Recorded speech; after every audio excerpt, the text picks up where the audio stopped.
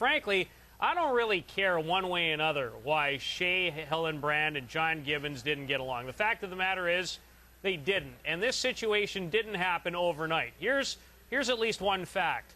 Shea Hillenbrand is no longer a Jay, and if he truly did rip the Canadian flag off of his hat as rumored, he just became the most disliked major leaguer on the Pete Labardius all-time list. With more on the story, though, here's Barry Davis.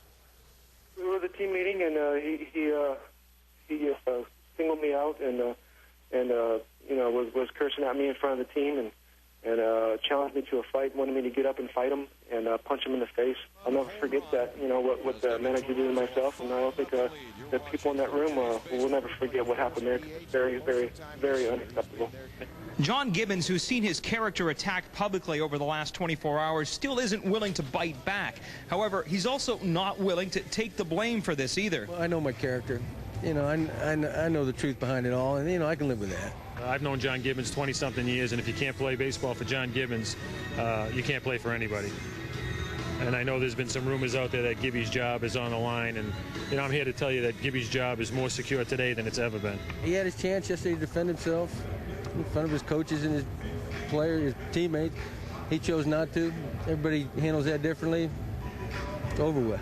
The players, meanwhile, are trying to give the impression that nothing has happened, but the fact remains it did, and they're caught in the middle. While not wanting to give specifics or choose sides, players were doing their best to simply say the right things. It is an odd situation, but we're all pretty close in there, and we're a team. We gotta pull together and get going in the right direction. The players liked him. I mean, he was obviously a good friend of a lot of guys, and that's just differences with management and front office. But hey, it's the way it is, and he's going to have success wherever he goes. So the Jays have until the end of next week to either release or trade Shea Hillenbrand. However, J.P. Ricciardi says he's already received quite a few calls interested in him, meaning that teams seem to be willing to put up with the baggage in return for having a .300 hitter. Barry Davis, Sportsnet, Toronto.